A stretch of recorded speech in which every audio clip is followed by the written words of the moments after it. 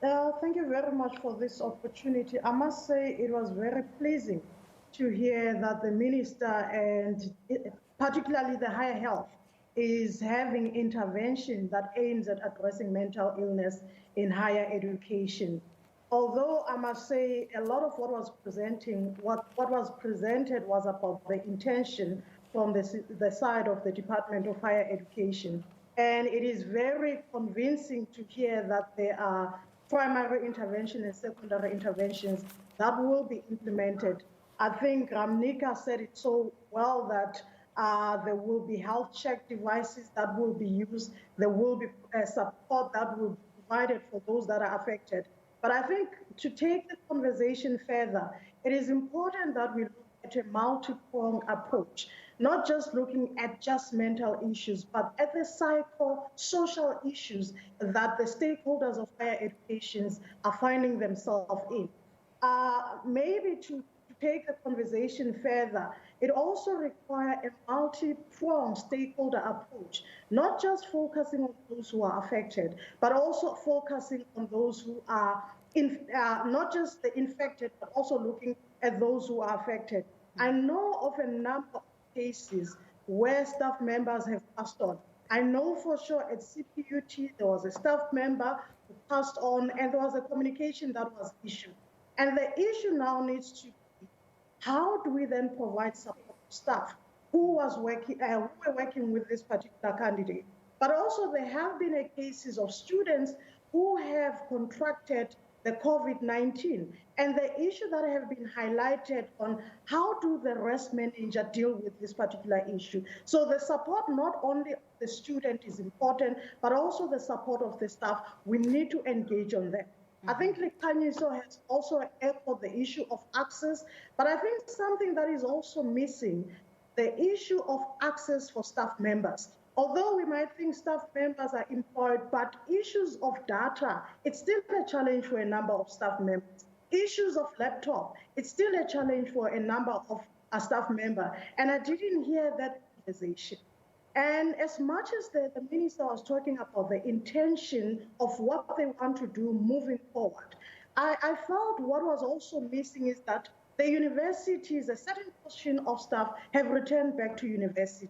And we've been inundated with cases of some staff members who have contracted the COVID-19. The case is that how do we deal with that? How do you quarantine? Because there have been an inconsistency on how the quarantine process have been applied in certain universities. But I think overall, from reading your article, your recommendations or solutions to the problems highlighted boils down to the role that communications can play in safeguarding people's lives and people's mental well-being. So we had the minister saying that, I think he said the University of KwaZulu-Natal came up with a brilliant idea, which will, we understand, will become a pilot project for the country, of bringing together a team of experts like your psychologists, your social workers, your doctors and nurses, to look into the issues around the well-being of staff members, not just that of students.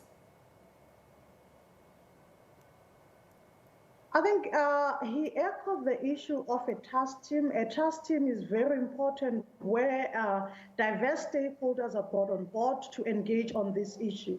And as you correctly say, the issue of communication is very critical, especially in a time of crisis like the COVID-19. Why is communication important? The staff are anxious. The students are anxious. The student needs information. They need to know what type of support the government and also the university is providing. So the communication plays a very imperative role at this time of the COVID-19.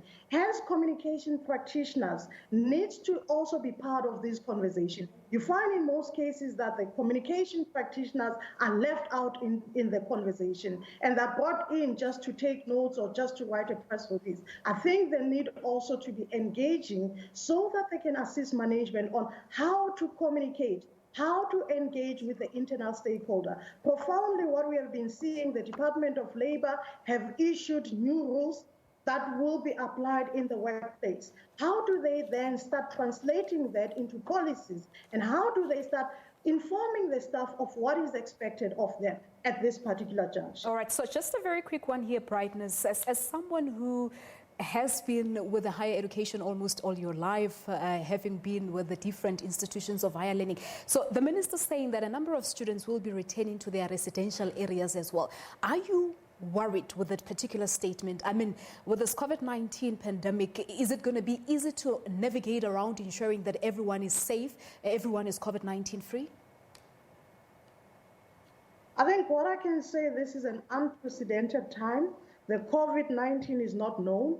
I cannot really say I'm not comfortable. I'm two-minded. I'm not comfortable. But I think it also goes back to the theme that we need to save the academic learning, but we also need to save life in the same process. I think if the intervention that are aimed to minimize the contraction of COVID-19 can be implemented, if awareness is done in higher education, if there is the fund that the minister has spoken about is used so that it can help in minimizing the cases, if intervention of wellness are introduced in institutions of higher learning, I think we can win this. What is coming also to the fore is the issue of stakeholder engagement. We should not just be looking inside the university to be able to conquer this COVID-19, but there are multiple stakeholders also outside the university that can play an imperative role in order to ensure that we save the learning and we save the lives at the same time. All right, we thank you so much for your insights there. Brightness Mangolothi is the former HOD at the Nelson Mandela University, an academic herself. She is also a director for HERSA, which is Higher Education Resource Service for South Africa, and she has recently written an article on how academics are suffering due to this COVID-19. Moving along now, the Hawks